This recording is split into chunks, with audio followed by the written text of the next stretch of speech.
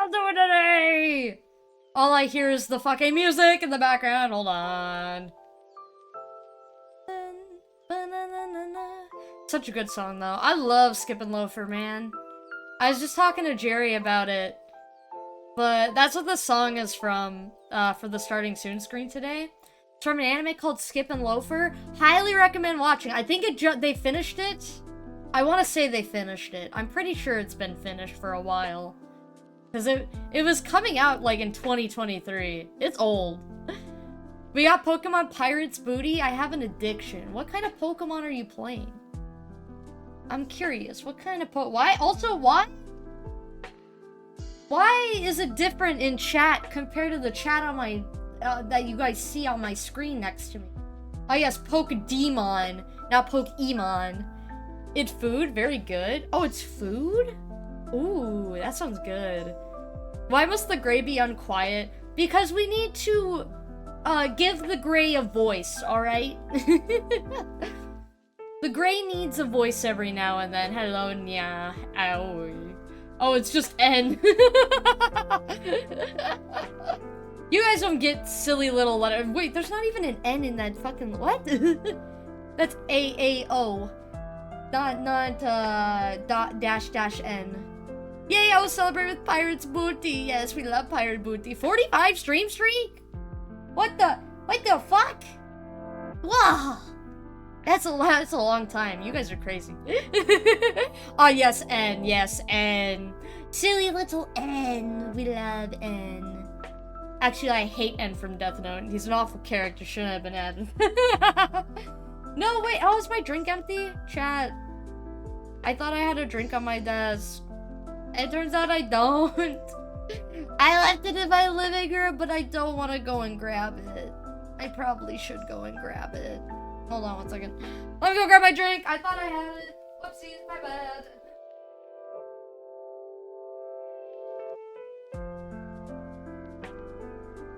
This is why you don't leave random cans of Mountain Dew everywhere. Because then you think that you already drank it. Or are drinking it. Hold on. That means I have to scary face monster, guys, because I gotta recalibrate all my shit. Blah! Ah! Scary! So spooky! Oh, fuck! Wrong screen! Oh, it's fine! We kind of need to be on the screen anyways, guys. Ah! Jerry, when did you get here? Have I just been carrying Jerry and I just haven't realized? Sorry, hold on, guys. I'm putting Jerry away. You don't get Jerry. We silenced him.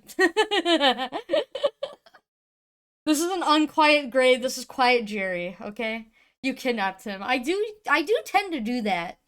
Apparently, according to Discord, he's in space right now. I don't know where that happened. When did you guys have the time to send him to space? I'm a little concerned. When did that happen? How did you manage to do that without me knowing? You know, I thought I would have heard him, at least running around in the night. But no, he got off in a rocket ship without me waking up. That's crazy. Also fish. Fish! Sorry I didn't acknowledge the Pablo. My bad, Pablo. I'm an awful parent. But no, we're playing Unquiet Gray today. It is about young love, Ow, and Pablo. It's always about Pablo. Oh my god, that's a lot of Pablo. Pablo, please. Pablo, please. I need to explain what game we're playing today, Pablo. Okay, Pablo, you could stay in my head. Oh. Pablo, you're kind of on the floor there, Pablo. All right, well, Pablo's taking a nap on the floor. Let's explain what the game... Okay. We're playing Unquiet Gray. It's a game about a lady going back through time to see her husband, who might be dead. I think he's dead. I'm pretty sure he's very dead. Yes, this game also contains strong themes of grief, as well as themes of alcoholism, underage drinking, strong language, suggestive themes, mentions of injury, and implied suicide. So, yeah, be warned. There's a lot. This game's sad. I've been reading some of the recommendations, and apparently a lot of people have been crying to this game. So I expect to cry. If I don't cry, I'm gonna be thoroughly disappointed. Advanced text with left click, space, or enter. Left click or hover or hit enter to make a selection. Okay. I'm gonna use space then. Let me also look at that. Oh my god, guys! This game doesn't start the sound or music volume at max! Holy shit! What the fuck is parallax? Can I window this? Okay, wait. Okay. The full screen make it better?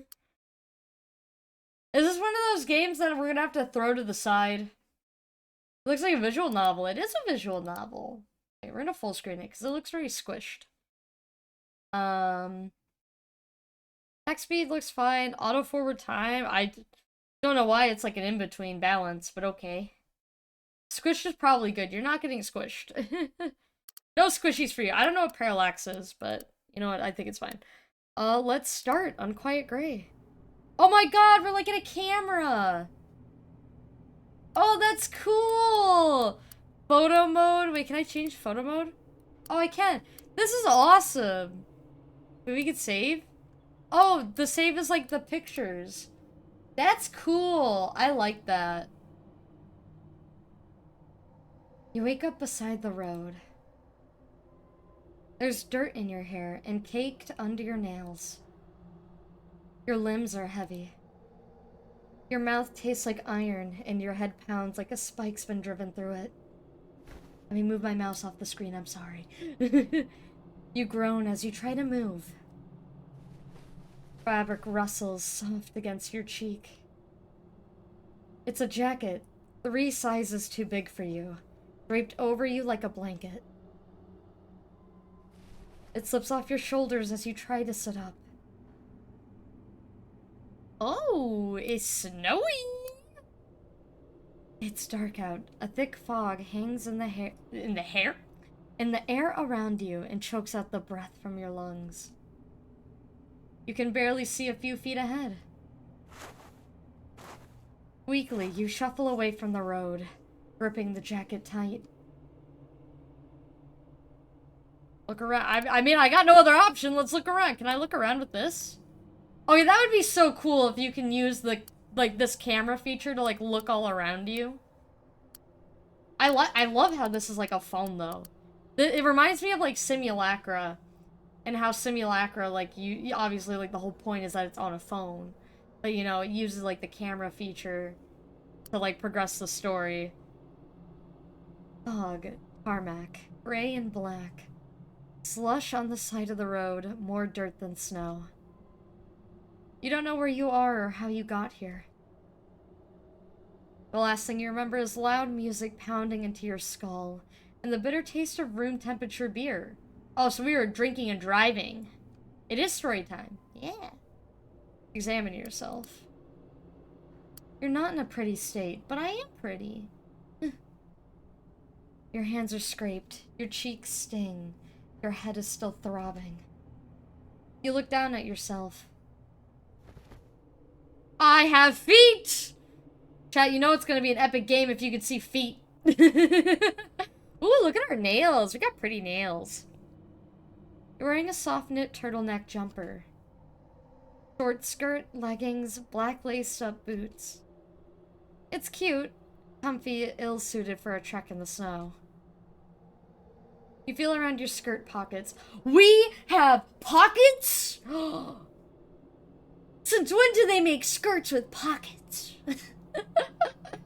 This game clearly doesn't exist in real life.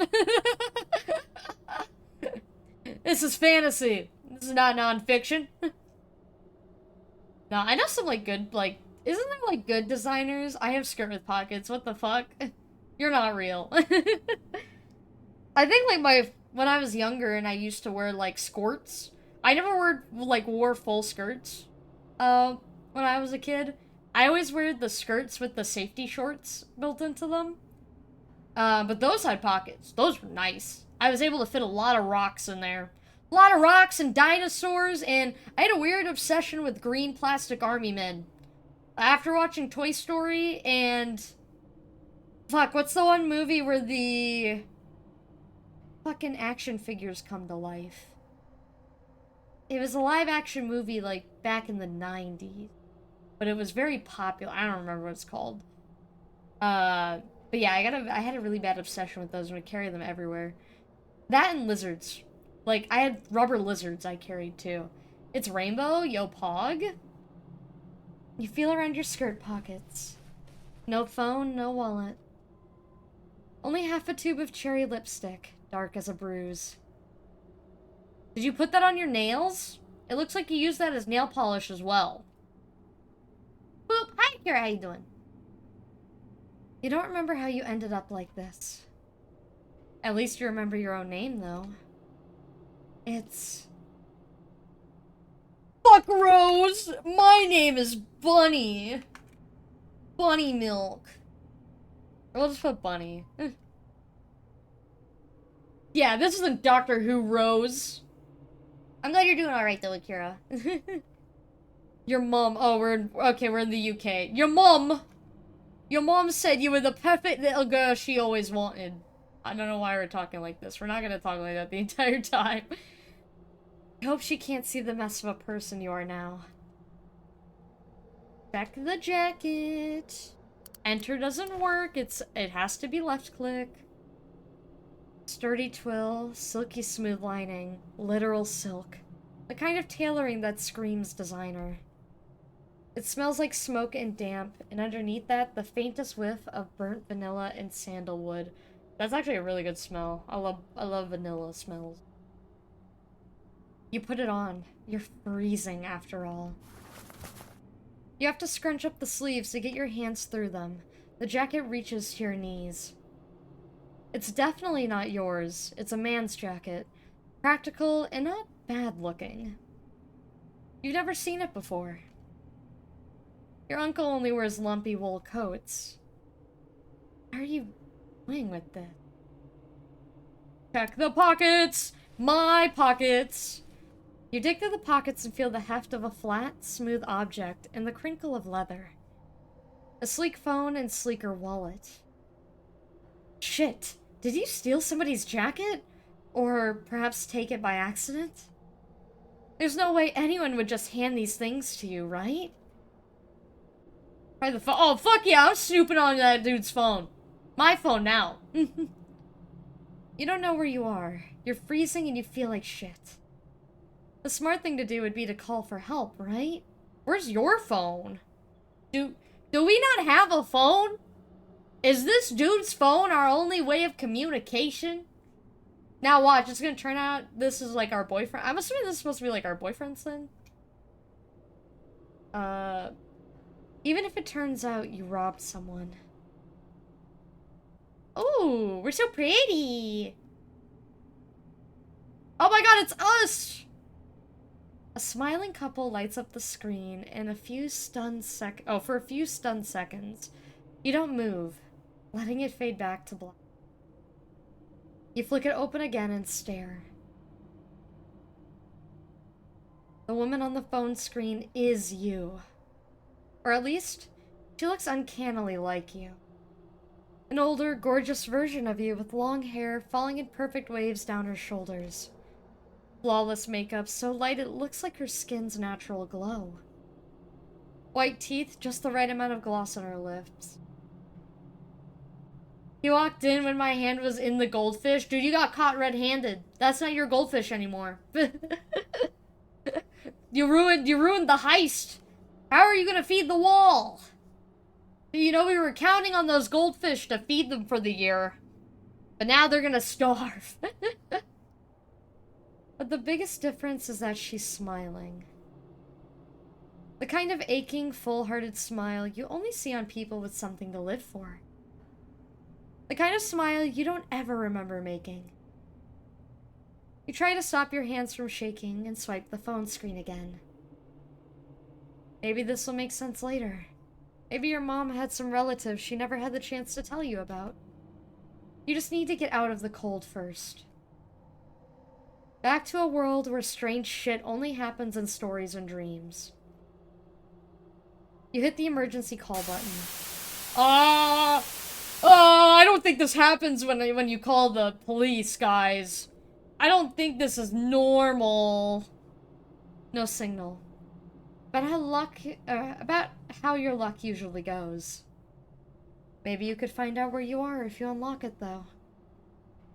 Find some clue as to what brought you here, who you got it from. Or at the very least, open up a torch app. Those exist now, right? Do you mean a fucking flashlight? Do you mean a flashlight? A torch app. They're British! Holy shit, what's up with the bots? Got bots in chat today. They're going crazy. Holy. Ah! Why are you hitting me with fish? What did I do to deserve this fishing? I'm pretty sure I did nothing wrong. But yes, Torch is British. We're in the British. We're UK now.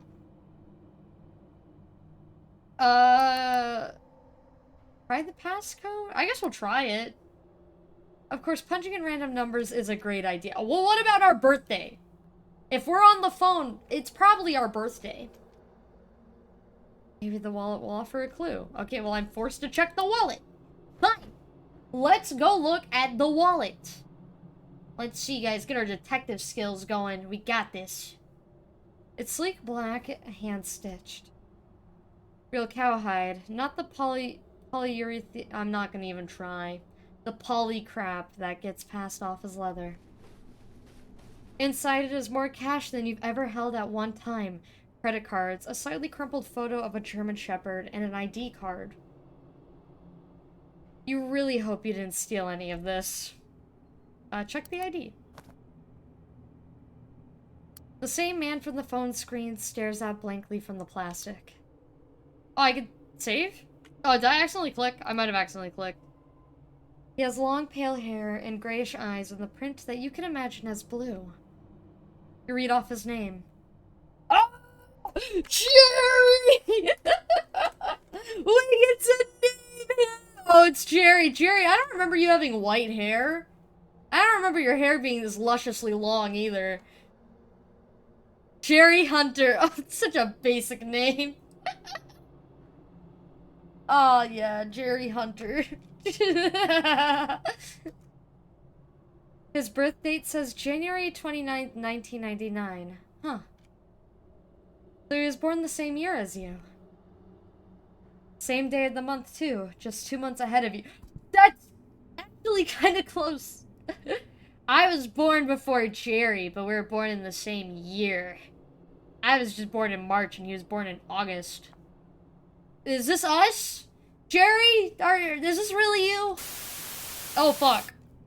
Your chest tightens, and your head starts to throb even more. That can't be right. There's no way this man can only be 16 like you. Oh, so we're 16 in this moment. So did we go back in... Are we back in time? You decide to try the man's birth date for the 6-digit code. Say January?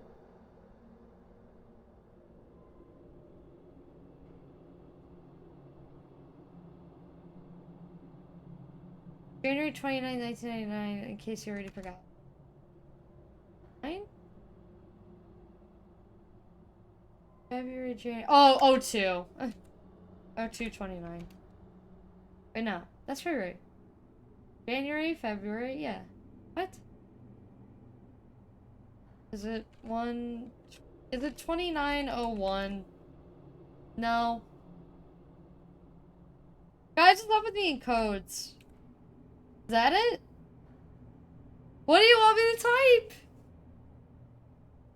January 29th. 01/29.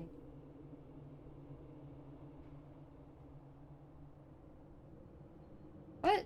Am I typing it wrong?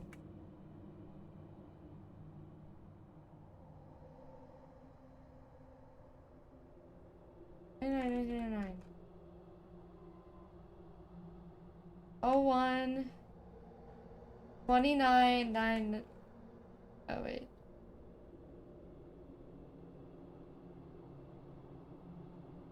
Dave Bur- What are you? An American? I'm so glad that they did this. Buddy, hi Giga, how you doing? I'm being called out for being a filthy American. Okay, who does day first then month? It makes more sense month, day, than year. Oh. Okay, oh, 0199. There you go! Are you happy? You filthy British? I go by month, day, year. See, yeah. Month, day, year. Rising order makes so much more sense. No, it doesn't. You're crazy. Hold on, I gotta get some of my drink.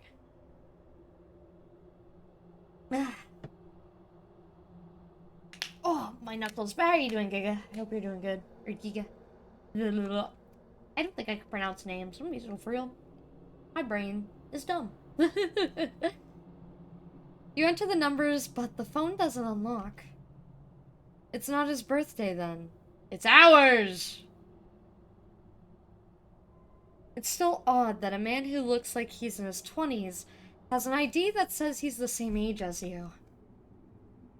Kind of English. Odder still that a woman who looks like you smiles out from his phone screen. It's our birthday! Let me type in my birthday! Your head starts to throb even more. It's too early to give up, though, so you try another 6-digit number. Our birthday's, she said 2 months, right? So it's 29. Oh my god, it's on. That's close to my birthday. Wait a second. That's awfully close. Yeah, guys, I was born March 31st. She's born March 29th. That's fucked. Jerry wasn't born in January, though. He was born in August. I know the feeling dealing with the need to pop knuckles. Yeah, oh, it feels so nice. You punch in your own birthday and the phone unlocks. Yippee! This is starting to feel less like a string of coincidences.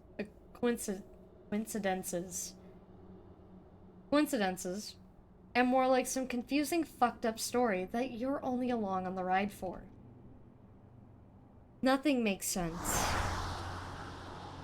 The sudden sound of a vehicle roaring past you makes you fumble the phone and nearly drop it.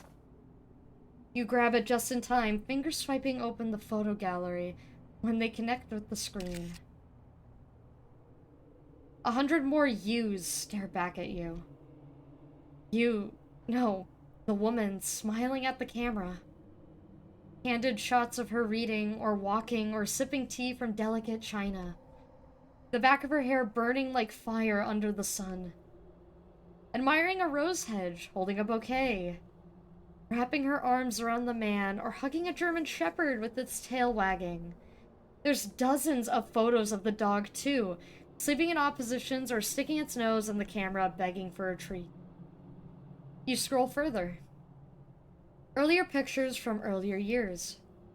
The woman younger, so young she almost looks like you. But even though she's still a photograph on a blacklit screen, something about her looks more alive than you are. Something heavy sinks inside you. Your knees buckle like they can't support your weight anymore. You feel like you're going to be sick. And then we die! The end! You feel sick. It's 11:31 on New Year's Eve, and you've just puked behind the azalea bushes on the snow-covered front lawn. You shouldn't have had that third beer. You shouldn't have had any at all, probably. But you weren't about to act like a kid in front of Izzy's beautiful older cousin, whose parents conveniently decided to holiday in New Zealand and leave the house to a bored 19-year-old with better looks than sense. So we're 19 now, right? You've always thought you'd rather die than look like a coward. You certainly feel like you're about to die right now. Your head throbs, you're freezing. Your hands are shaking, and not even the cheap perfume you sprayed too much of can mask the smell of vomit after you stupidly wipe your mouth on your sleeve. You hug yourself tightly. You left your jacket inside, but you don't want to go back in yet. Back to the stares and laughter. Back to the pumping bass music that'll only make the pounding in your head worse. Back to Izzy and Katie's eye rolls and I told you so faces. Back inside just to hide in the toilet. So you sit on the edge of the steps and breathe on your hands as you fight back the tears in your eyes that have no business forming.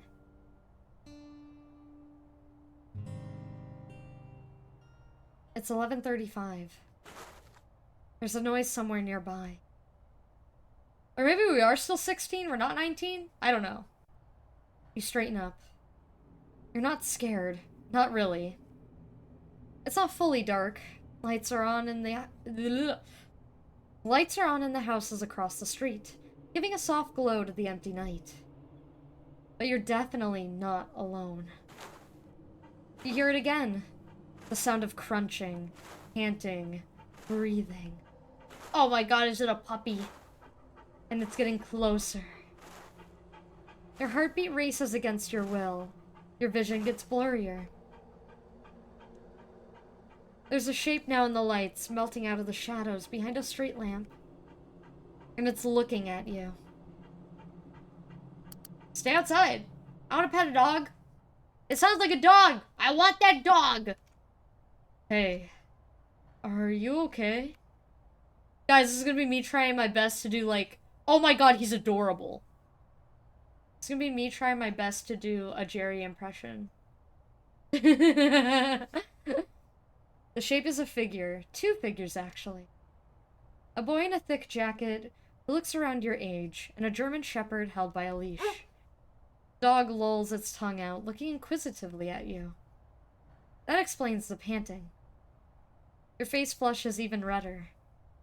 How could you be so stupid, imagining figures in the shadows like you're a child? I'm great, having the time of my life. I'm fine, thanks. Nah, I'm great, having the time of my life, guys! You mumble something a person about to have a breakdown would say. He nods sympathetically. Family drama? Shake your head. Friend drama, but family drama sucks too. I mean, the only reason I came to this stupid party was to get away from my uncle, but... You launch into a conversation that's closer to monologue. You probably aren't being coherent at all. You're not sure why he's listening. Maybe hanging out with a sad drunk girl is better than whatever drove him out of his house at midnight in the snow. Sorry, I struggled reading that. Maybe he's worried you're so drunk you'll slip and hit your head. Honestly, I would do that. I did almost do that once.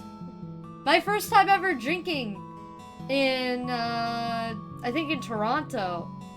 I almost tripped on, you know, like when you park your car and there's like those big cement bumps to like help you not go over the sidewalk? Yeah, I almost tripped on one of those and hit my head on the sidewalk.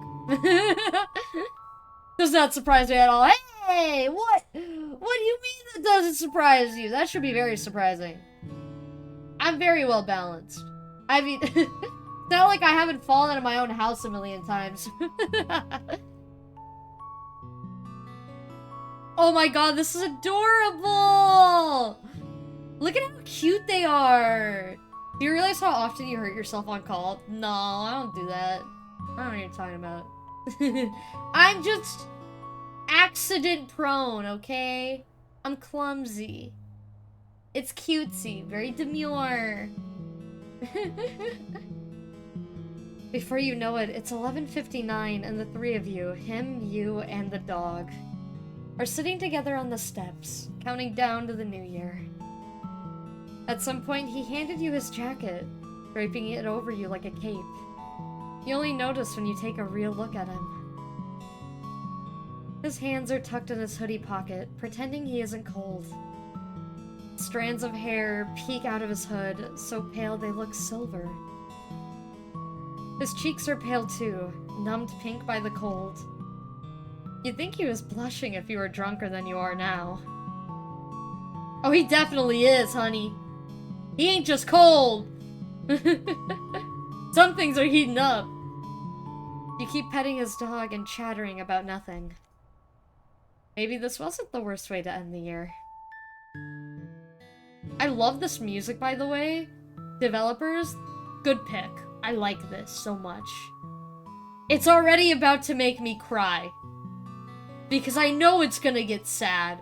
And if I hear this playing during sad times, I'm gonna cry. Guys, I'm gonna get so sad. Oh my god. You get a text the next day from a name you don't recognize. Hope your hangover isn't too bad. Princess says hello. Oh my god, you named your dog Princess. He is a gem. Or more accurately, woof woof. Chat, should we make Jerry bark? So we can have the woof woof. I think he went to bed. Let me be so real. He said he wasn't feeling too well, so I'm not gonna bother him much. You don't remember giving him your number, but the night was such a blur, you're not sure what was a dream and what wasn't. You're half surprised he wasn't something you made up in your drunken stupor. Oh, I remember Princess, but who are you again? Just kidding. Thanks for letting me talk so much last night. No problem. I hope you feel better. You stare at the name in your contact list. Jerry. So menacing. It's a nice name. You're glad you don't have to embarrass yourself by asking for it again. You don't even remember him telling it to you last night. You text him back for a while, and the day after too. And the day after that too. Oh my god, look at them! Look at them sitting next to each other! So sweet and precious. A year later, and you're sitting next to him on the floor of his mother's flat, going over university applications. You're bullshitting an essay. He's typing and retyping the same few lines on his laptop screen, laptop screen, over and over. You don't know why you're even trying. You doubt you'll get the grades for it. You've never put much effort into school. He's the opposite of you. Perfect grades, perfect choir and orchestra too. Oh, perfect choir and orchestra too. He's the responsible one. Okay, this is just me and Jerry. What the fuck? Why are we being called out? I'm pretty sure Jerry did a lot better in school than I did. I barely graduated. I did not care at the end of my year. But I think he did a lot better and was more responsible than I was. The type that thinks too much. The kind that at 17 is... Okay, so they were 16 when they met. So she was drunk. The kind that at 17 is already struggling between what his heart desires and what he knows is safe. What would you pick? Fancy university, his dad's offering to cover his too good to pass up. Go for it. Music is what he loves. Yeah, go for what you love. Fuck your dad. I'm not that good. I don't know if I can pass the auditions. Are you insane? You're amazing at every single thing you do. You only think that because you can't tell Bach apart from Beethoven. You roll your eyes. He types something on his keyboard just to delete it again. Come on, you're not making any progress like that. Let's just take a break. Princess perks up at your words and thumps her tail. Break means walk, surely. He sighs and shuts off his laptop. You laugh and tug at his hand in a friendly way. Hurry up. You've wondered what it would feel like to hold it tight. Feel his fingers squeeze yours. You've wondered a lot of things, like what his lips taste like. Okay, so we're just fully going on a crush. Whether he thinks you're pretty. Whether he's into redheads. Whether he thinks about girls at all besides his dog. Whether those long stares he gives you when he thinks you're not looking are because you have something on your face, or because there's something inside your head he's trying to peer into. No! Girl, it's because he likes you! Dumb bitch! He likes you! He's staring at you when you think you're not looking, when he thinks you're not looking. Bitch, he likes you. What the fuck? Chad, say it with me. He is in love with you. He likes you. Get it through your thick skull. God, I hope you were screaming at your laptops and phones and PlayStations and stuff with me. Or TVs as well. I don't know. If you're putting me on a TV, I fear for your speaker's insanity, and for whoever else can hear. I clicked off the game on accident. Sorry. 2 years later, and you know the answer to every one of those questions. Oh, I like the pacing of this. It's a little fast, but I think it's just so we know who the fuck this guy is. But I like it. You're kissing in his bedroom while his flatmates are getting drunk outside. You strip down to Please don't show me. Please don't show me. I'm streaming. That's not good. You strip down to almost nothing, trying not to be too loud as you drown yourself in his taste. Love you, he whispers like an incantation. Love you too. You weave it like a spell into every thought, every heartbeat, every intake of breath before you kiss him again. Aww. Later on, you're watching something on his laptop, snuggled close together. He rests his chin in your hair as you lean against his shoulder. You don't focus at all on the film. He mutters something about the woodwinds and the score. His shirt is soft and smells like citrus detergent. Faintly sweet cinnamon candle flickers in the dark as you close your eyes and drift off. Sorry guys, I'm not pronouncing my words right today. 4 years later, and you're walking down the aisle of a small chapel. Dressed in a gown you made yourself out of a bolt satin and lace curtain from a charity shop. Aww. The sewing tutorials you've absorbed in your teenage years weren't a waste after all. Oh, whoa! I just got hit with the metal music. Okay, hold on. I did not think we'd have to turn that down. Sorry, that scared me. It's not the nicest place, not the nicest decorations. You didn't even order a cake. Is this too loud? Let me know if it's a little too loud, guys. But none of that crosses your mind as you take step after step, your veil drifting behind you. Your uncle walks with you. It'd be odder if he didn't, and there's no one else to fill the role. You know, he's only here for the free booze, but he actually tries to look like he cares today. Mumbles something about your parents being proud of you. You forget he's there soon enough. Oh!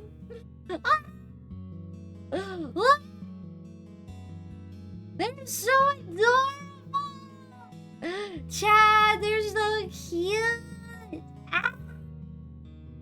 I love them. These are my children. I swear to God, if you break my heart, Jerry, I'm gonna be sad. I'm gonna cry. I'm gonna be real sad. And then you're gonna have to do a chat. Your heart's both as light as a feather and beating so fast it wants to claw itself out of your chest. For some reason it won't click. There we go. When he looks at you, it's like you're his entire world. It feels like the world itself stops right then for the two of you. He takes your hands, holds your fingers warm like sunlight, and you know all is as it should be.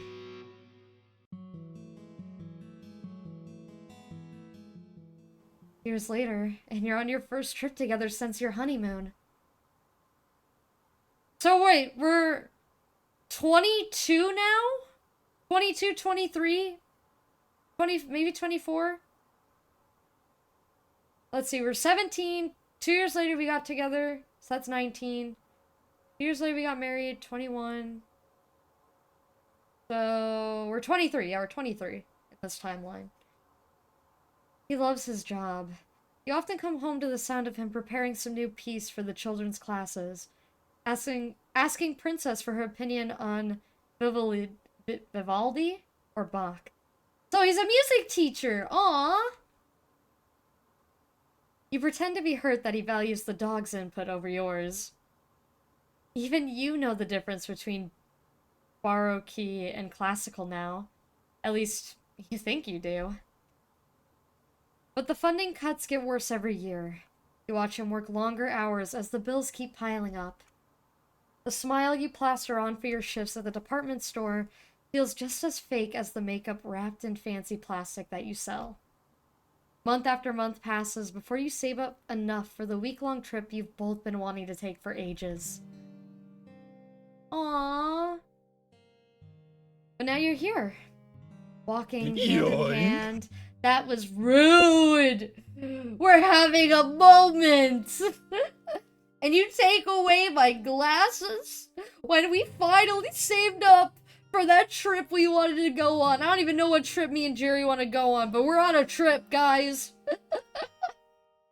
We took you with us, don't worry. We made sure the wall, I managed to put you guys inside that bench. I, like, drilled a hole in the bench. And now he's over here sitting on the bench. Yeah, he's walking over to the bench. I don't know the John Mulaney line. And now you're here, walking hand in hand, laughing as if all the tension of the last few years has melted away. You ask a passing tourist to take your picture. The day is almost frightfully beautiful. It feels like a fairy tale, and looks just like one too. You walk through the gardens and take in the sights, hoping the day will never end. Aw, and that's where the picture came from. Look at how happy you are. This is so sweet. Oh, something bad is gonna happen. Oh, it's gotta. I mean, I know what happened, but like, why? Why are you making me attached to this character, Chat and Dev? Yeah, Chat, I'm blaming you for this one. Why didn't you stop me from playing this? But it does. So does everything else. Music. Less than a year later, you get a call from a number you don't recognize. You'd planned an early birthday dinner, since he'd be away visiting his mother. You told him not to be too late. He smiled and promised he wouldn't. But now he is. It's late out. Later than he ever stays without calling you. He hasn't answered any of your messages. The fancy dinner you made is stone cold. Your hand goes slack as you listen to the voice on the other end.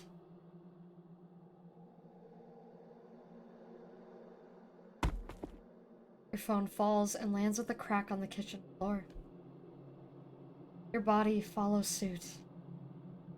Princess finds you and curls up next to you as you scream and scream over and over into the tiles.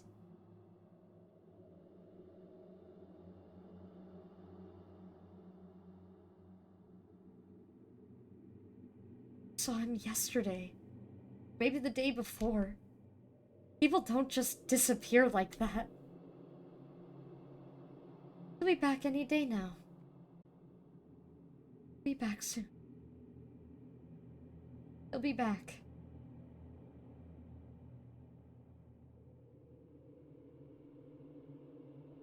Not sure when the last time you ate something was. You're supposed to eat together, no matter how late it got. You're supposed to wait for him. He'd be upset if you didn't wait for him. You don't feel hungry anyways. You're not sure when you last slept either. You're not sure what time it is, what day it is.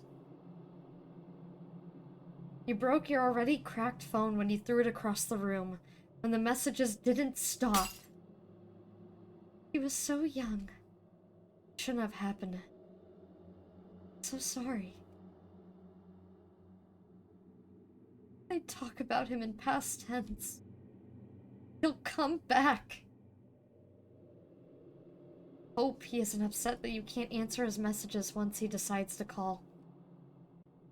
You don't have the money to fix your phone. He knows that you're waiting for him, right? No. Of course he does. You love him more than anything and anyone, including yourself. Of course you'll wait. You'll wait forever. And wait. And wait.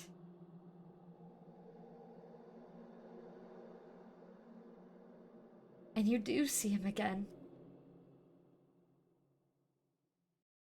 When you're 16 years old, drunk out of your mind, and puking behind the azalea bushes on New Year's Eve. It's 11:33. You're standing on Izzy's cousin's front lawn, and your head is spinning. It's the New Year's party again. It's you at 16 again, emptying out the contents of your stomach into the snow. You're not sure why you even wanted to impress Izzy and Katie and the cousin who doesn't even look that cute, now that you think about it. How are you even here? You can't be 10 years in the past. You can't. Oh, she's 26. Okay. I was wrong. There's a noise out in the street. The sounding of crunch, panting, breathing, and it's getting closer. Your heartbeat races against your will. Your vision gets blurrier. There's a shape now in the lights, melting out of the shadows behind a street lamp. You stay outside. You stay completely still apart from your body shaking. Your heart pounds so much you think it's going to burst. There he is. Hey.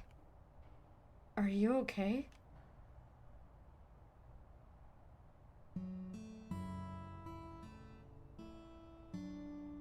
It's 11:55. You're chatting away about nothing to a boy who should be a stranger to you, but looks just like someone you love with your whole heart and more. He is that person. He's the same as when you first saw him. Hands bunched up in his hoodie pocket. Hair so bright it looks silver in the dark. Blush cheeks, soft eyes. A young German shepherd rests her head in your lap and looks up at you with big brown doggy eyes. You don't know how you got here, but you don't care. Everything is fine now. Everything is as it should be. So, he ends up dying and somehow we travel to the past. The next day you get a text from a name you recognize. Hope your hangover isn't too bad. Princess says hello. Or more accurately, woof woof. Thanks for everything. Why'd you name her Princess anyway? You type, even though you know the answer. She wasn't supposed to be my dog, so my dad got a puppy for his wife. Long story short, they liked the idea of a dog, but didn't want to take care of her, so they pretended like she was always supposed to be a present for me. Even though his wife shared a bunch of pictures saying, "Look at the new addition to the family!" Wow, that's bullshit. Yeah, they literally just dropped the dog on me and my mom without helping with her food or vet bills or anything. She's just another thing my dad abandoned, I guess. Like me. JK. Your dad sucks. I'm sorry. I mean, I'm glad he did, though. Love her to bits. Sorry, didn't mean to rant at you. No worries, I get you. I'm pretty sure my uncle wishes I was dead, too. Hey, that's awful. What about your parents? They died when I was little. Shit, I'm sorry. I feel terrible complaining about my dad to you now. Don't worry about it. A jerk's a jerk, whether he is related to you or not. Yeah, but at least he's alive, I guess. Means there's still a chance that he'll become a better person one day, right? Your heart cracks a little at his words. Your dear old father-in-law never cared when you were struggling. Told you both to suck it up and work harder before strutting off across the globe with his fourth wife. Or his mistress. You forget which. But he doesn't know that yet. And at this point, neither should you. Yeah, maybe. I guess that's true. You text her a bit more that day. And the day after that too. He sends you pictures of Princess, the stray cats he feeds, and sometimes, when he's brave enough, recording of the songs he writes. You sit for what feels like hours, watching him strum notes and chords from the small screen in your hands. Your uncle yells at you to stop looking at your phone so much whenever he bothers speaking to you. Now it's 2 years later. Oh, it's a year later. A year later, and you're sitting with him on the floor of his mother's flat, going over homework and university applications. You're actually putting effort into your classes this time. Even though you go to different colleges, a few of your subjects overlap, so you end up studying together often. If your parents were still around, they'd call them a much better influence on you than Catherine or Isadora. Katie and Izzy, their full and formal names sound like heroines from a dusty old novel, a fact they both hated. You more or less didn't care about your own name, though. It's yours, and that's it. The three of you had been friends since you were little, but none of you have much in common anymore. You hang out only because being with somebody is better than being with nobody, and in turn, being a nobody. Well, you used to hang out. They've been bitchier to you now that you've never had fun anymore, and keep spending all your time with a boy.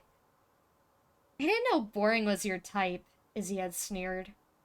Katie just looked at you jealously. It stung, but not for long. Your life is a beaker that you're carefully measuring things into. Anything that doesn't matter gets flushed out over the top. God, you need a break from chemistry. You look up from your work and glance over at him, typing and retyping the same sentence on his laptop.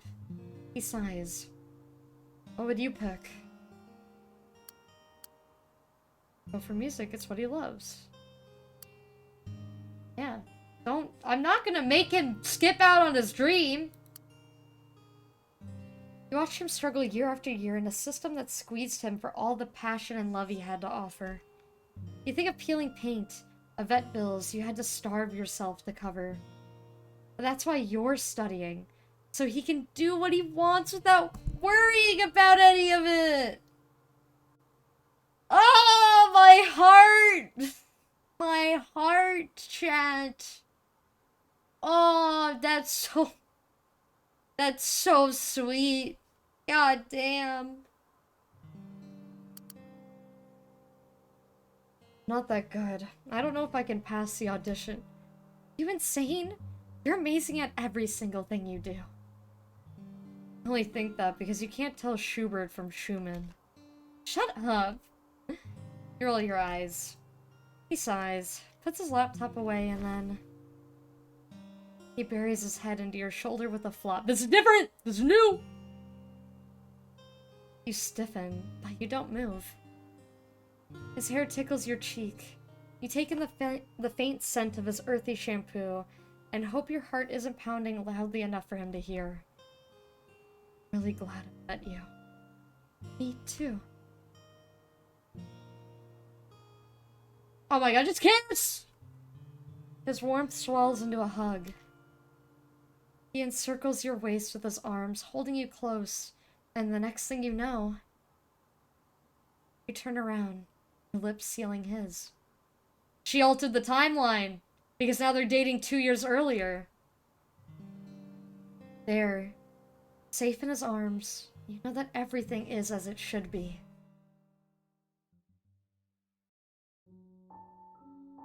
Seven years pass.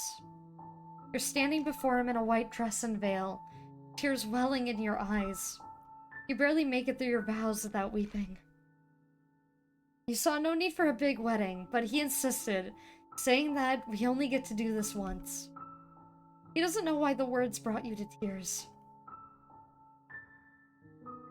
Aww. But now, hand in hand, the band on your finger gleaming like warm sunlight. Everything is as it should be. A year passes before he surprises you with a week-long trip to a place you've longed to revisit. He teaches music at a private school where half the girls are in love with him. Never mind that he keeps your picture on his desk. And half the boys are growing out their hair to look like him. You found a position at a perfume house older than your grandparents' grandparents. He swears you have a better sense of smell than the dog now. Now you walk hand in hand, stopping to smell the roses that grow in neat hedges around the gardens, seeing the sights and laughing the hours away. You ask a passing tourist to take your picture. The day is almost frightfully beautiful. It feels like a fairy tale, and looks just like one too. You wish the day wouldn't end. And it's the same picture. Oh. They're so adorable! My Shayla! But it does. So does everything else. No. You don't let him out of your sight the day it happened. The day it was supposed to happen. Not feeling well, you say. He tends to you all day, making you a hot soup and checking your temperature. He holds your hand, worry blooming over his face. Your fingers are icy. You don't feel well. You have a fever. It gets worse the next day, and so do the chills. You can't eat anything without throwing it back up. Finally, he dresses you in your coat and throws on his jacket. We're going to the hospital. You weakly let him lead you to the passenger seat. You don't remember what happens next.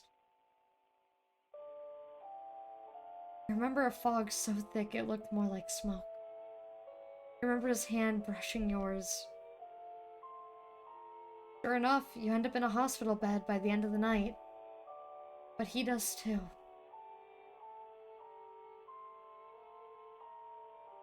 You're so delirious, you think you're dreaming when they tell you. You don't hear what they're saying. You're looking past them, towards the door. You're waiting for him to walk in with a bouquet of roses, lines of worry over his face. To sit next to your bed and hold your hand. You're still waiting for him when the driver drops you off at home. He's not there in the kitchen. Princess bounds up and licks your face, but she's just as confused as you are. He's not beside you. So you sit, and you wait. And you wait. And you dream. Wait.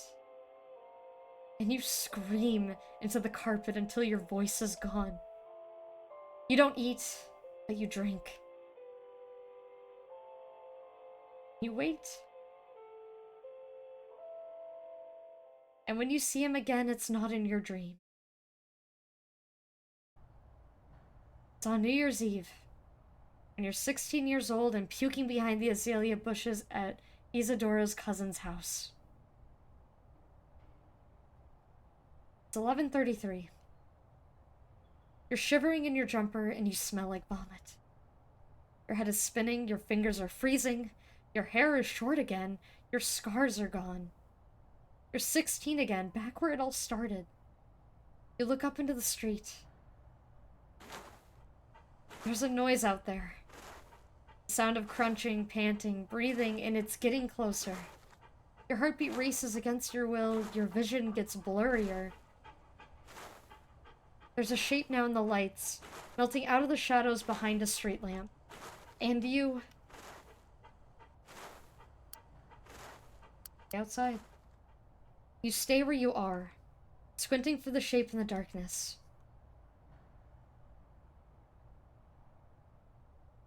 Hey, are you okay? The sound of his voice melting through the dark is enough to make you burst into tears. It's 11:45 and you're sitting on the steps, pulling your eyes out in front of a boy who doesn't know that you've loved him with your whole heart and more just to watch him die twice. Gone through the pack of handkerchiefs he brought out from his jacket pocket and are now crying into his dog's fur. He licks her face. You finally stop sobbing, hiccuping and rubbing your eyes on your sleeve. He's not blushing. You don't realize till now that he draped his jacket over you at some point during your breakdown. You start to apologize, but he shakes his head. It's okay, I just hope you're feeling better. You shift next to him and let him pat your back gently. You start to talk about something. About nothing. Just so you don't start crying again.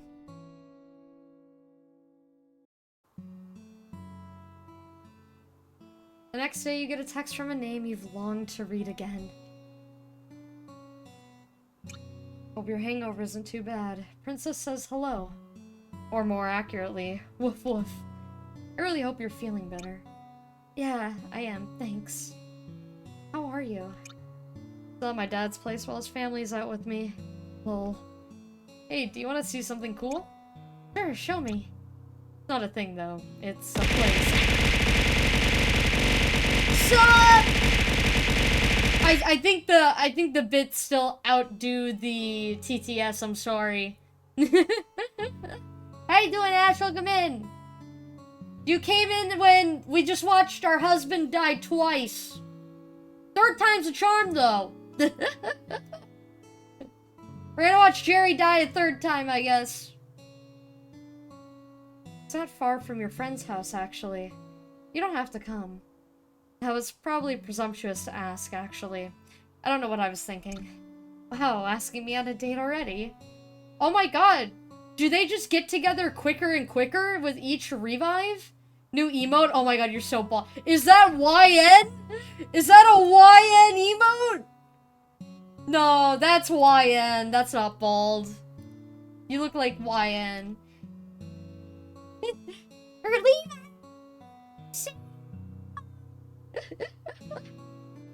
Oh. Leona did it. Oh, definitely YN vibes. I love it. I swear I didn't mean it like that. Okay, I have nothing better to do. Let's go.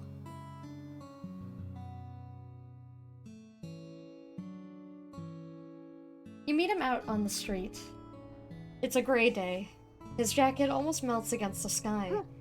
The young German shepherd wags her tail when she sees you. You pet her gently. The whole place looks different in the light.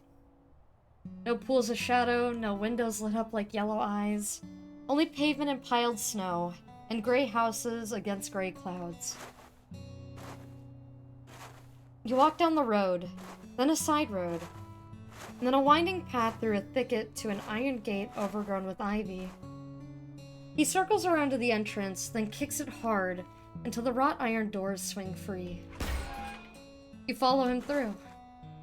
Ooh. It's an old garden. Hedge of thorns and twisting branches have grown over the path, reaching taller than you stand. Roses, you imagine, eyeing the thorns. An empty stone fountain sits at the center. At its top rests an angel gathering flowers into her arms. It looks a lot more impressive in the spring. Sorry, I shouldn't have bothered showing you now. No, it's wonderful, I mean it. It's the first time you've ever seen this place. Perhaps it was torn down before he could show it to you. You curl your fingers around a thorny branch, bite your lip trying not to cry. Oh, why? 5 years later, and you're unpacking your things in his flat, while Princess tries to help. It's 10:05 p.m. when you finish. You collapse, exhausted on the couch. The dog follows you, nudging you with her snout. She doesn't want you to go home. It's okay, girl. I'm staying here from now on. She rolls on the floor and whines, letting you pet her belly. He joins you and laughs, and squeezes in next to you. Ah! Okay, so they're already dating. You meet him for a kiss, tasting red wine off his lips, oak notes, honey. He kisses you back, trailing his soft lips down your jaw, each one stopping your breath short. You breathe in the scent of vanilla and sandalwood, red wine and cinnamon. The scents that remind you that you're alive, that he's alive, and that's all that matters.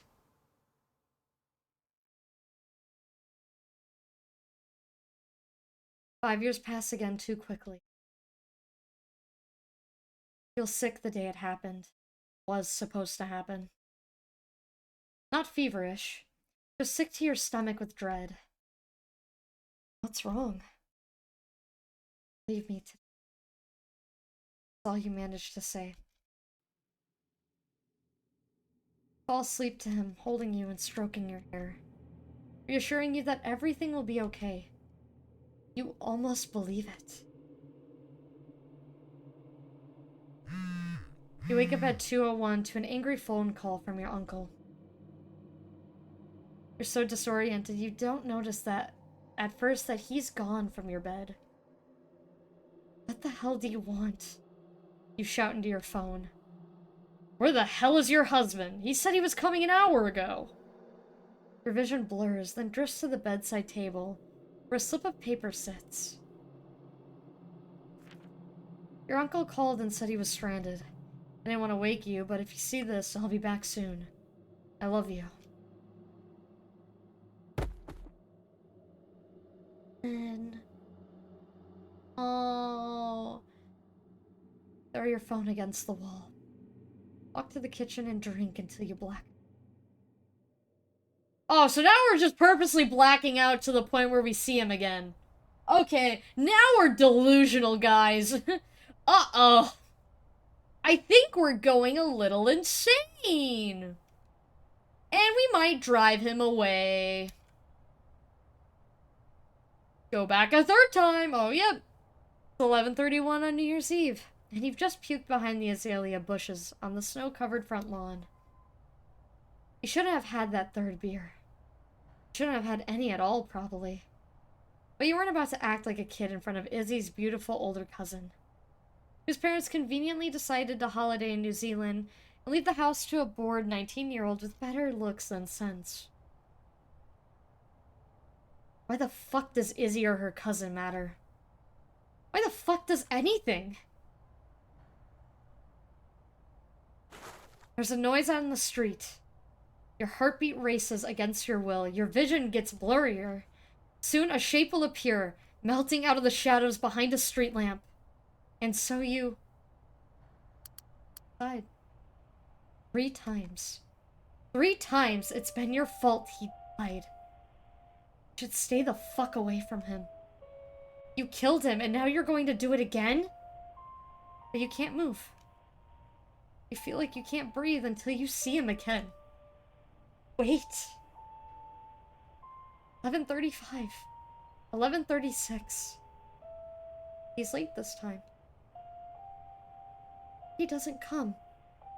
Oh god, what if something already happened? What if you erased him from existence somehow? 11:40.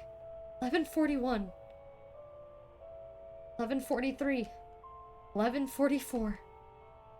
Think you're going to lose your mind. You might have already. 11:45.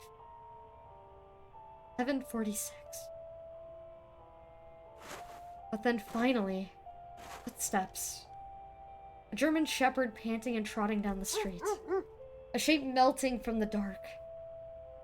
A voice that shatters your heart.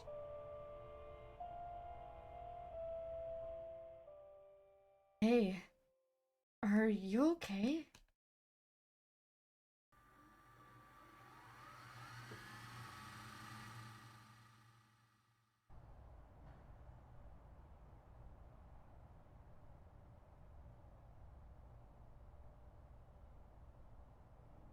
And he died again. 11:31. Puke behind the azalea bushes. On the snow-covered front. 16 years old. Shivering in your jumper. Waiting in the snow. Person you can't stop loving. Or killing. You.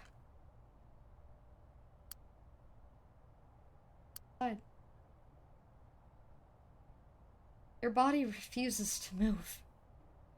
You see him again, maybe your heart will beat again. Maybe this time. Hate yourself. You never hated anyone as much as you for thinking that thought. But there's no sound in the street. No German shepherd trotting along, tail wagging. This time, he doesn't appear. This time, he never comes.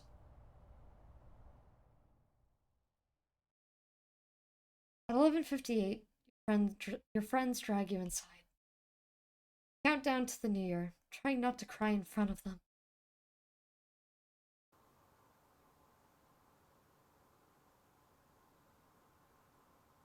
Three years later, he moves into the flat next to yours. You freeze when you see him in the hall. He offers a friendly hello. You stare back. You can tell his mind is turning, wondering if he offended you. His smile is warm. You know him well enough to know there's nothing deeper there than a polite greeting. That's just how he is to strangers. Warm, kind, like you. Mutter something and retreat, slamming the door shut behind you. You avoid him as much as you can for the next few months. But you watch him from time to time. You hear him playing the guitar or the cello in the evenings. Sometimes he sings along, softly. If you close your eyes, you can imagine that he's playing for you. 3 months after you first see him, you slip on the icy pavement while carrying groceries. He sees you. He runs out and picks up your bags, then helps you up. You protest, but he insists on helping with that same warm smile that you can't refuse. Ah, it's so cute. But so I feel the tears like forming on the sides of my eyes, guys. I want a movie of this. I don't know, I want an anime. This is just Your Name, but sadder. Actually, no. Your Name is just very sad and demented. But I want an anime of this. Stat. Someone, get on this shit. When you're inside, you fall apart. He asks you what's wrong, but you can't answer. The sound of his voice makes your heart crack with every word. You've missed it. You've missed it so much. You missed him so much. He sits there with you for a while. It makes you a cup of tea with a dash of cinnamon. It's the way you like it. And sits with you again until you have no tears left. The years after that go by in a blur. You move in together. You get married. You're happy. For a while, at least. But you're not.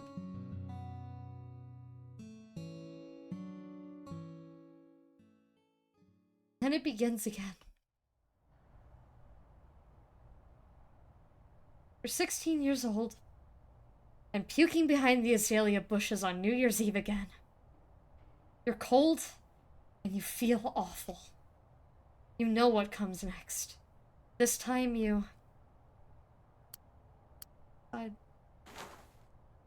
trudge back inside. Your chest aching with a hurt that you can't chew down and swallow.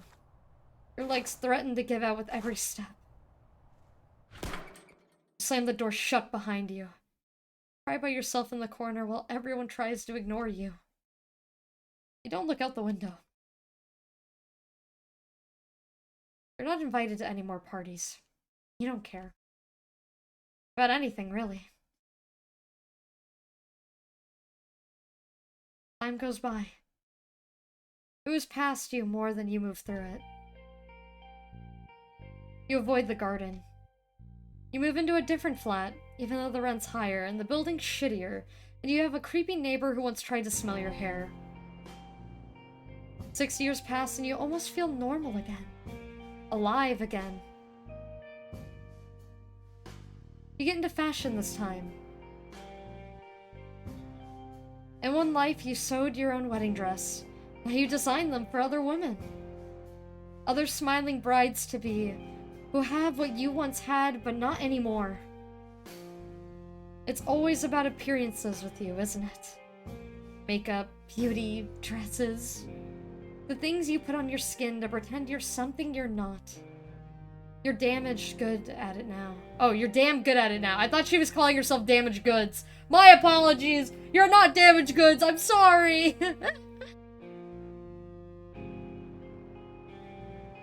One of your clients, Gloria, becomes a good friend. You end up invited to her wedding, where you watch her and her fiancé walk down the aisle in the contrasting tulle gown you designed. When they toss their bouquet, a heap of roses and baby's breath lands in your lap. At brunch one day, she asks why you never date. I lost someone, you say, avoiding her gaze. You mention that, she replies sympathetically, reaching for your arm. Your mother, right? You nod and don't say anything more. She's a person whose whole life is about saving others. She works for million-pound charities and rescues stray dogs. That's probably why she was drawn to you. There's something broken in you that she saw and thought worth fixing. She's wrong, though. After letting her twist your arm, you finally agree to a blind date with a musician she knows.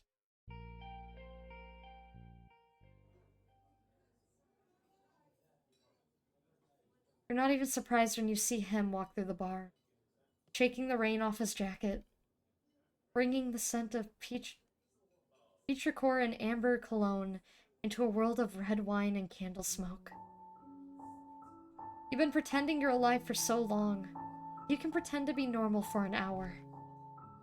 But an hour drags into 2. For the rest of the evening. By the end of the night, you're talking like old friends, willing to spill your deepest desires.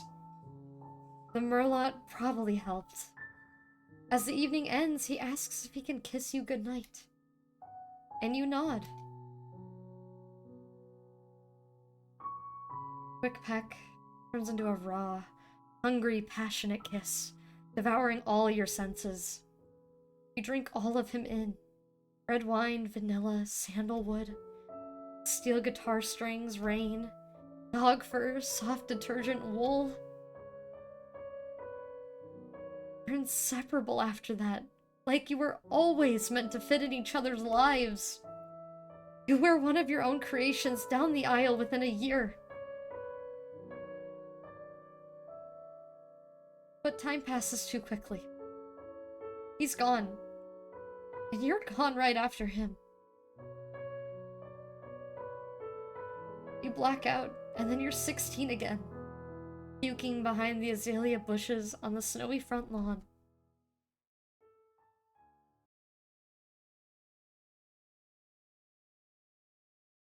Back inside. You don't remember if you wait for him, hide from him. All you know is that you spend New Year's Eve miserable in the corner by yourself. You pass through life like a ghost.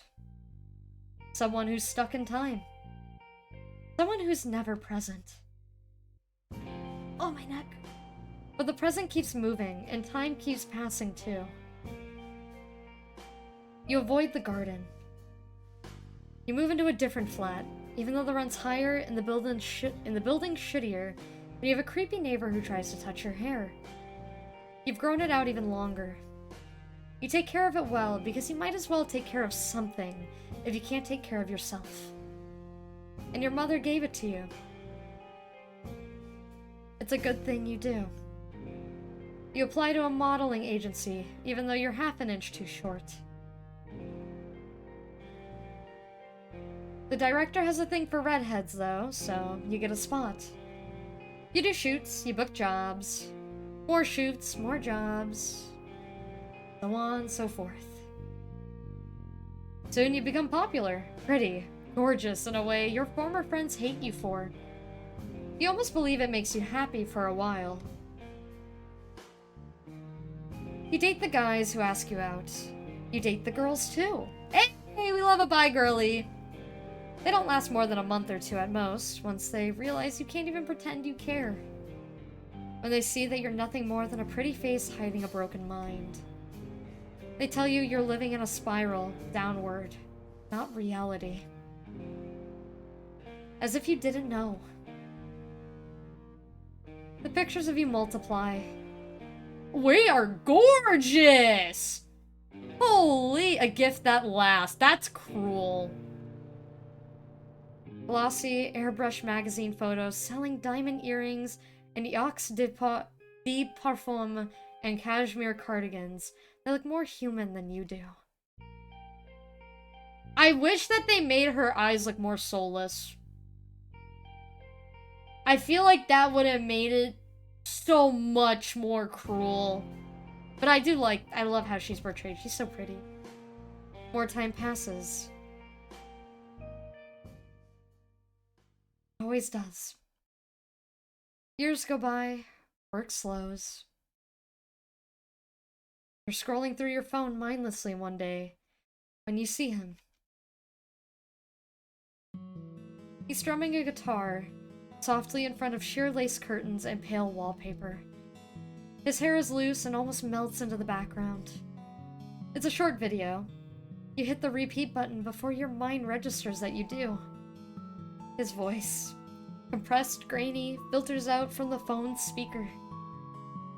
I ask myself, when I'm alone, how can I miss someone I've never known? You play the clip over and over. You find yourself digging through his band's socials. They're still small. They have less than 1/10 of your follower count. You flick through posts, album updates, short clips, occasional pictures of him and Princess that make you want to choke. You see a post and stop scrolling. They're playing at a bar in the city tomorrow.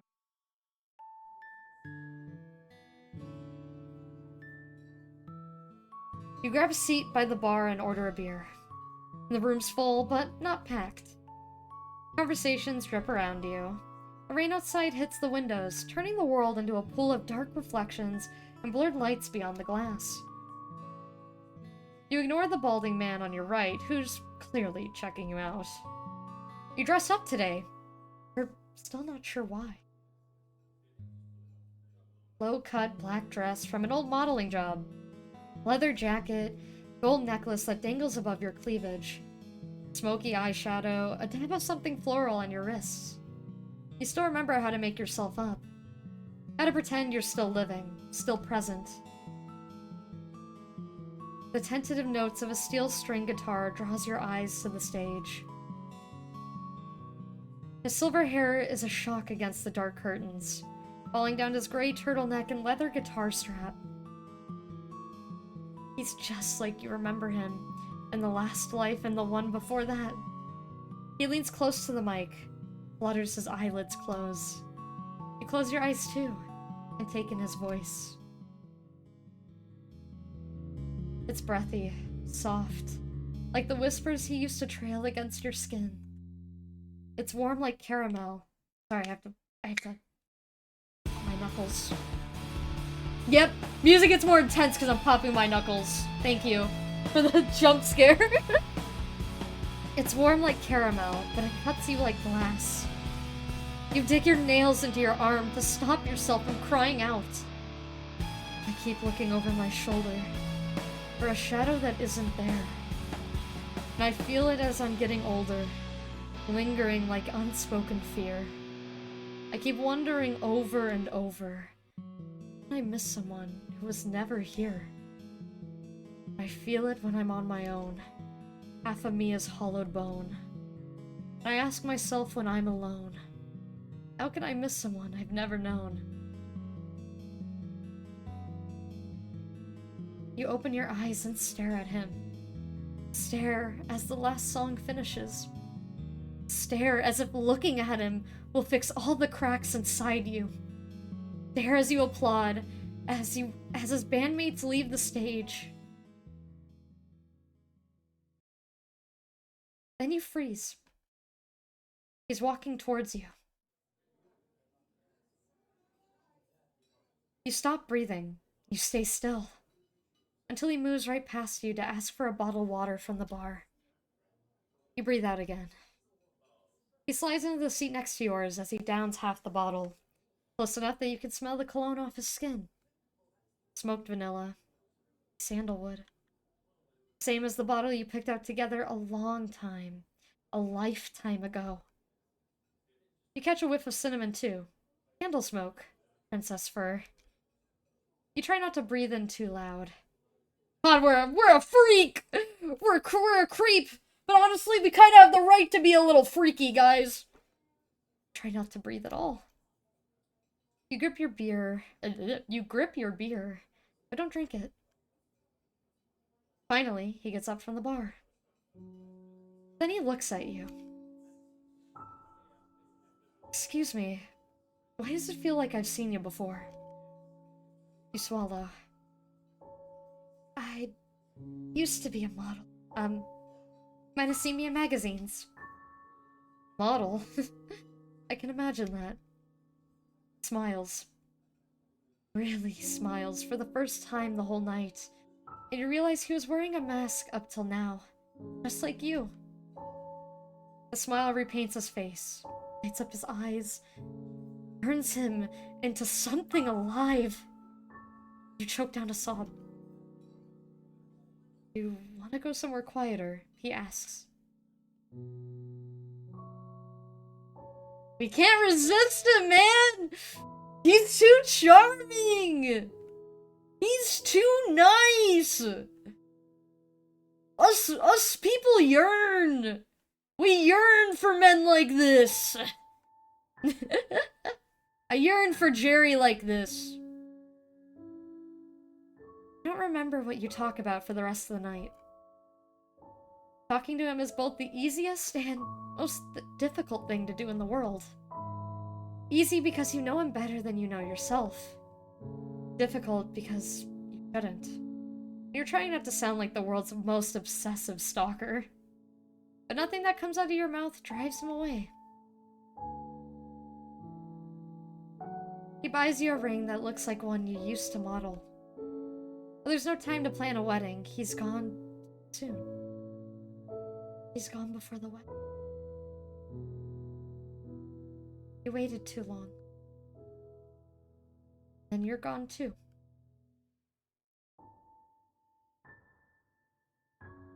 You wake up after drowning yourself in alcohol. You're 16 again.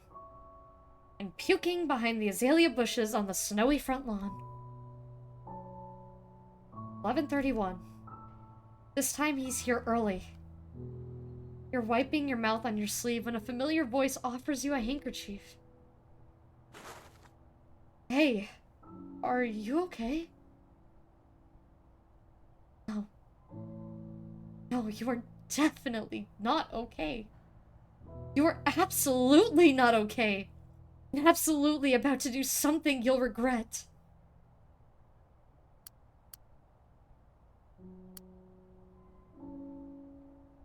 The alcohol in your blood. That's what's making you do this. What you tell yourself anyway. Your frigid fingers reach for his cheek. He shudders at the touch, but doesn't move back.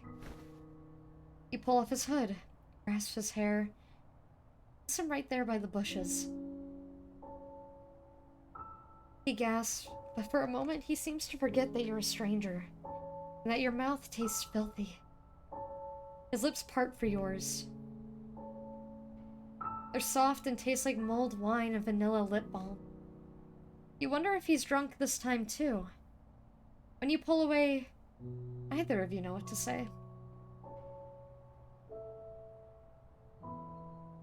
Oh my god, he's so adorable, but he looks exactly like Jerry with short hair. What the fuck? Jerry just got a haircut too, chat. His hair looked exactly like this before he, like, got a haircut. But even with the haircut, he looks like this. This is just Jerry, but with white hair. Is Jerry gonna die? Oh no. That's not good. Is this game predicting my future? He does like music. Maybe he'll be a famous musician, chat. Shit, sorry, I don't know what came over me. No, fuck, I'm sorry. I'm the one who kissed you out of nowhere. I might have drank too much. He smiles, and for a second, all the cracks in your heart are filled. Well, it's nice to meet you. My name is...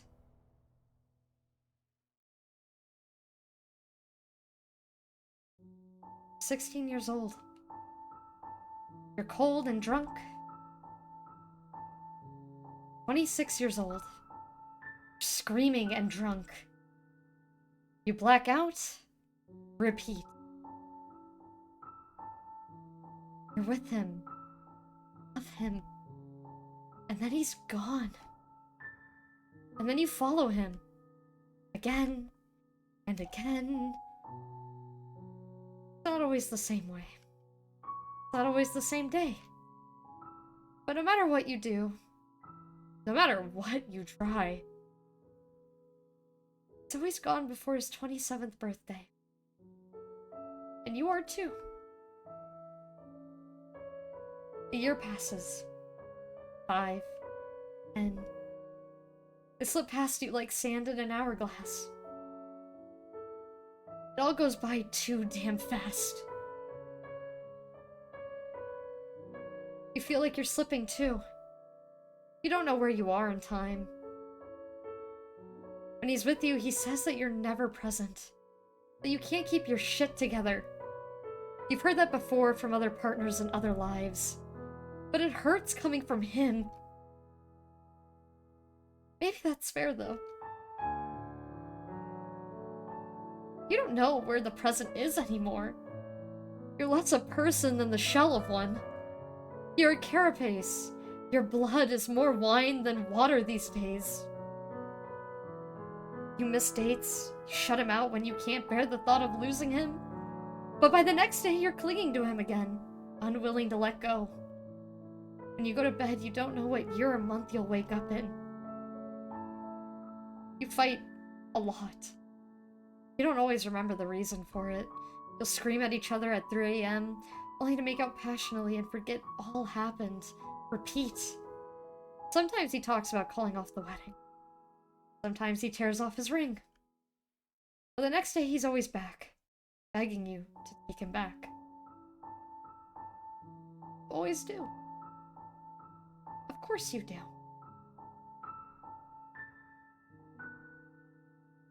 Frigid air on your cheek on New Year's Eve is the only time you feel lucid. That brief moment in time when you still have a shred of hope what the future holds. For the dread and the sorrow and the grief have wormed their way through you and eaten you alive. That time always gets shorter.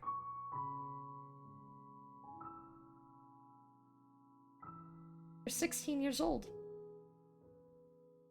You're 16 years old, sitting on the steps of a friend's house on New Year's Eve. His jacket around you is warm. It smells like home. Princess licks your hand and lets you scritch behind her ears. Everything is as it should be. Until it isn't.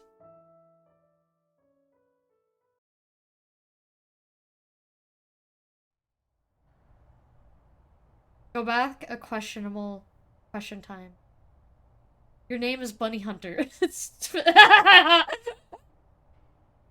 I'm sorry! I took us out of the sadness with this. I forgot their last name's Hunter. I hunt bunnies now, chat. I'm not just milking rabbits, I'm hunting rabbits. You're 26 years old. Just lost the love of your life. That's what they keep telling you anyway. You refuse to believe it.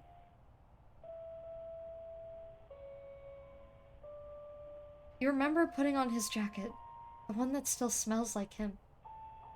You grabbed Princess's lead and headed out the door. Here, girl.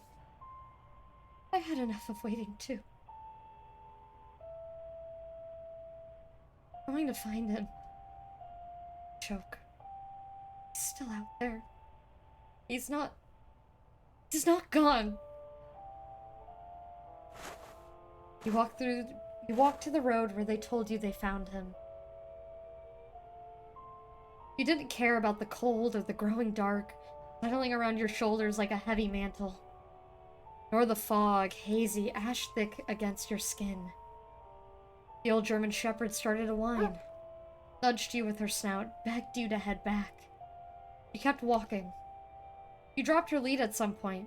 I don't remember when. No, Princess! I don't remember what happened after. Now, stare down at your hands. The phone you hold is a book with 1,000 memories. You're not 16 anymore. You've lost track of how many times you were 16, drunk and throwing up behind the bushes on New Year's Eve. You unlock it. There's hundreds of pictures of you. You and him. Selfies you sent him, pictures you don't remember him sneaking. You in the garden, hugging the dog. You... Message pops up on his phone. Message... you. Honey, you see this? I'm so sorry. I'm sorry for all the pain I've caused you. I'm sorry I can't take it away. Every time I tried to say something, I couldn't find the words. Because if I were you, I'd do the same thing. I can't imagine going on without you. I know that this is the most selfish thing I could ever ask of you. But please don't go back. Do any of this again. I'm begging you. Please. Go on without me. I don't want this for you. I want you to live again. I want you to be happy again. Someday, I want you to find love again. I want you to fulfill all the dreams I know you still have and that I'll never get to see. This world is still so wide and wonderful, and it's a waste to spend it repeating the same 10 years. Don't let me hold you back anymore. Please. I love you so much. I always will, no matter where I am or when I am. I loved you every single life I've lived, and I will again if I find you again. But please, don't make me. Don't you ever let me find you throwing up by the bushes again. Please, if you love me, don't let me see you again until you're old and gray. I love you so much, Bunny, no matter what. I'll always be with you. Jerry. Fucking Jerry. Takes me out. I'm on the verge of crying! Holy shit! Can I go out for the wall to get hot Cheeto mac and cheese? No. Starve. Ah, fish! Use Pablo to dry away the tears! Pablo will dry away the tears, chat! Ah! This is so sad! Why am I playing this? Why am I playing this fucking game? It's so sad. It's so sad. Ah.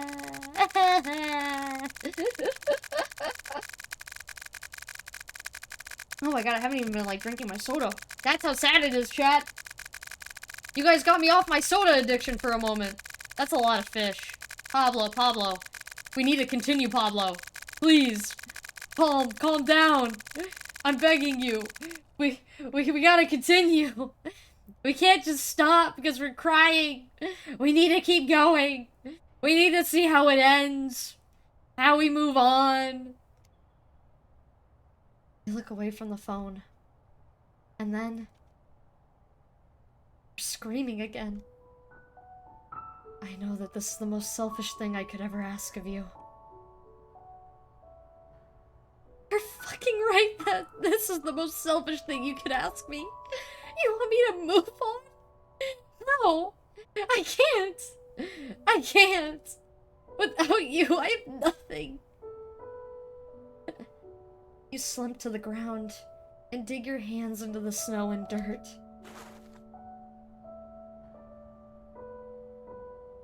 Sorry for all the pain I've caused you. I'm sorry I can't take it away. I don't care about the pain. The pain is nothing. It's worth it to me. If you would do the same thing as me, why would you ask me this? Why, damn you? We were supposed to be happy. We can still be happy if I go back and find you. You ever let me find you throwing up by the bushes again? Curl up on the snow and sob, ruining his jacket even more. Your fingers grip the phone. It flicks open at your touch. It's you and him, smiling at the camera from a day that feels so far away.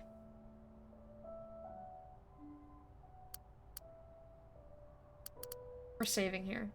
This got to be an ending. I can't give you what you want.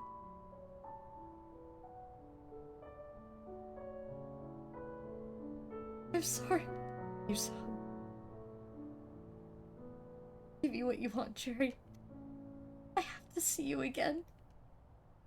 I can't let you go.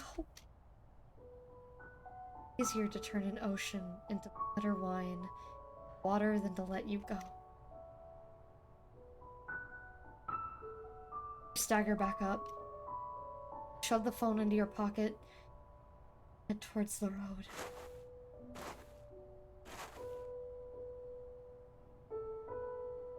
Cold blows the wind today, sweetheart. Cold are the drops of rain. First true love that ever I had. In the green wood he was slain. 'Twas down on the garden green, sweetheart, where you and I did walk. Fairest flower that in the garden grew is withered to a stalk. The unquiet grave.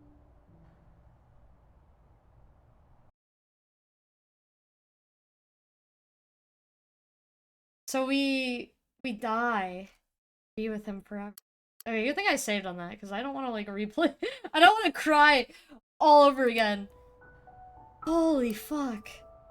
So that's a fucked up ending. So what happens if we give him what he wants? Is that really what you want? Is this really going to bring you peace? Do you not want to see me again? Because I'm willing to suffer to see you. Why can't you understand that? Why? You clutch the phone to your chest, sobbing.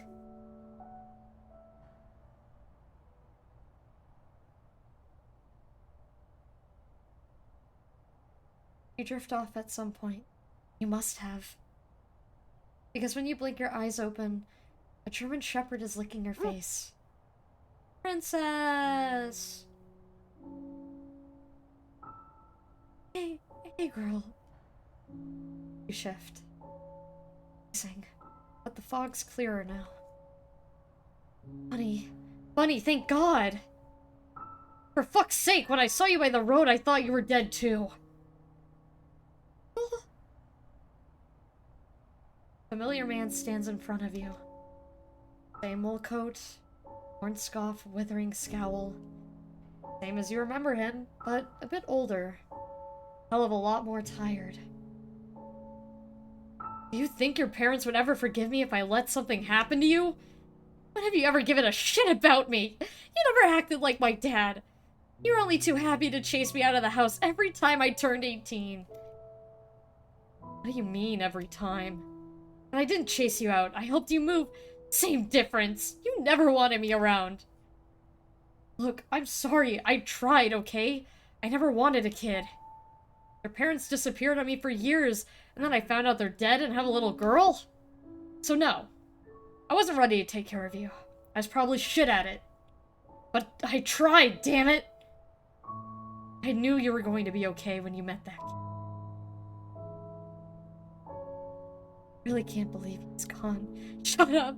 He's not gone. Stop telling me he's gone.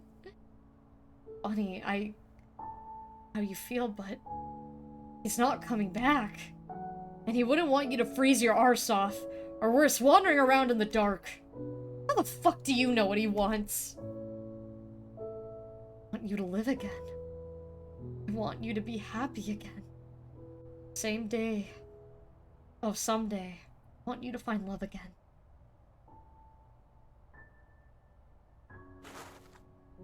Your breath stops. Stumble forward. Princess yelps. Your uncle catches you. Oh. Oh, how can I live now? How can I ever be happy again? We're supposed to be happy together. He only holds you like a child as you sob.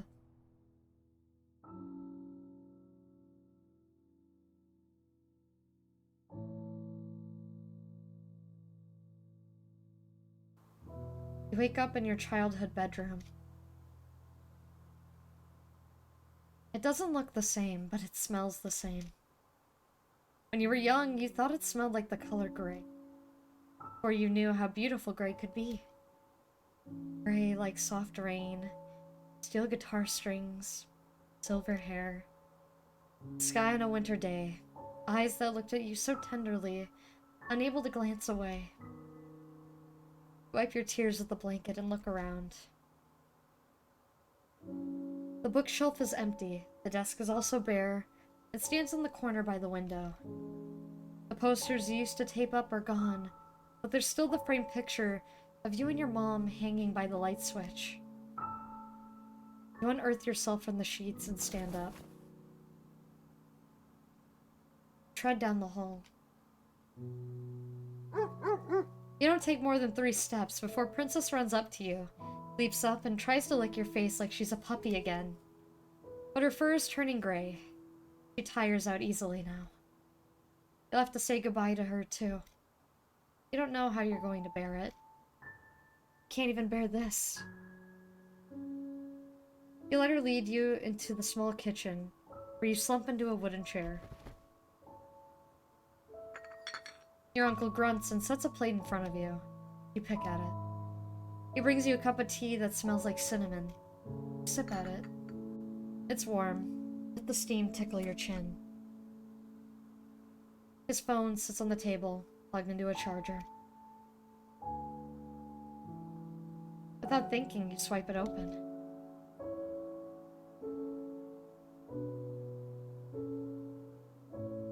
It's him.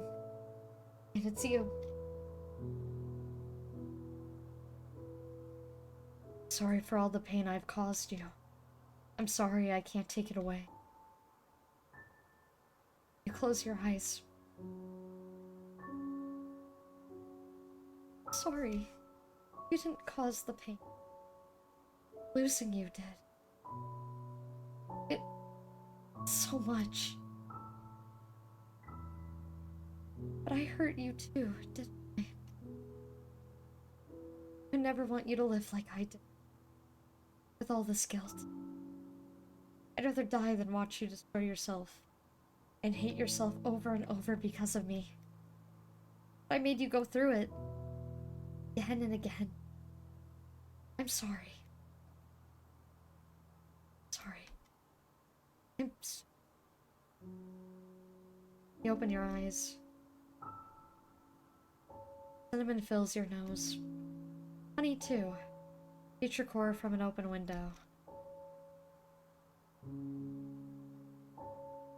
But you'll work with perfumes again. The scent will drift away someday. Away from the clothes you'll never wear.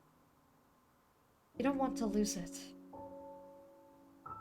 Maybe you'll distill your grief and pour it into engraved glass bottles. Maybe you'll decant your memories into liquid form. You'll never empty the well of hurt in your heart, no matter how many times you do. That's fine. It'll give you something to do. His jacket is draped on the chair beside you. It already smells more like dirt than vanilla. But right now, the memories are so vivid you can taste them. Vanilla and sandalwood. Cinnamon and candle smoke. Fresh rain and soft wool. Spruce wood, steel strings. Azalea bushes. Rusted iron gates, roses in bloom. You hold the phone close to your heart and cry quietly while you pet your dog. Nothing's as it should be. Nothing will ever be the same again. But maybe one day, you'll know what it feels like to be yourself again. I keep wondering over and over. Don't put sad music!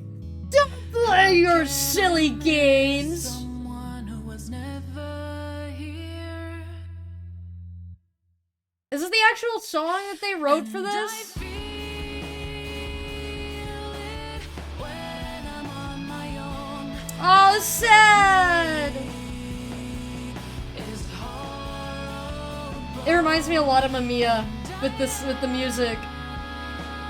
Myself when I'm alone. Art and illustrations, Asriel.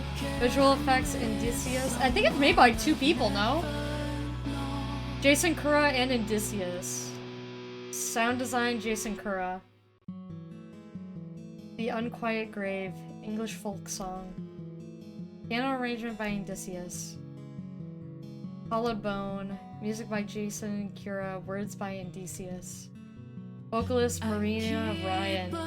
This is good. So it's Hollow Bone. I'm gonna screenshot this. This is going in my music list, chat.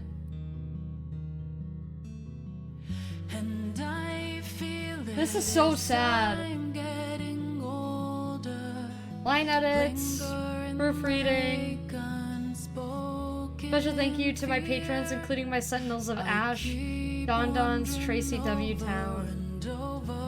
Thank you for playing. Do we get another scene? Return to the main menu. Extras. Join my newsletter, restart the loop. You can restart the loop.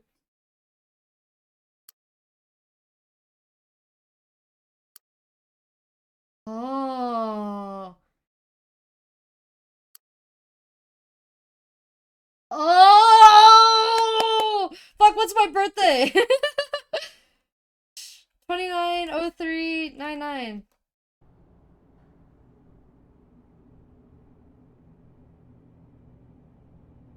You wake up beside the road.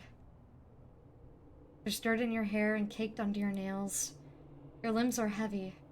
Your mouth tastes like iron and your head pounds like a spike's been driven through it. You groan as you try to move. Fabric rustles soft against your cheek. The jacket. Wait, is this the same thing? Hold on. Wait, does it just restart? Hold on, wait. Yeah, confirm. What? Oh, wait, shit! Hold on, wait. We have to go back. And we need to skip. We just need to keep skipping. Hold on. We need to go back to the end. I didn't realize there was something different. Return to main menu. Okay, yeah, extras just brings us back. That's a cool way to restart. Okay, I wanted to make sure there wasn't anything interesting. OST and bonus content? There's more content? What's B-side?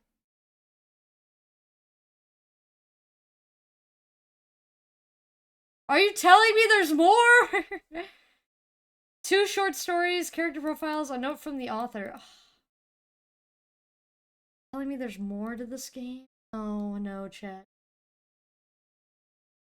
Maybe we'll come back to this another day. I think I'm gonna go talk to my boyfriend and tell him I love him very muchly and cry. That was Unquiet Grave. That was sad. I think I have trauma now. Emotional damage. Don't leave just yet, everybody. We are gonna go raid, though. Let's go see who's live today that we can raid, that I can send all of my crying walled children to. Who is live today? Who is live today? Who is live today? Who is live today?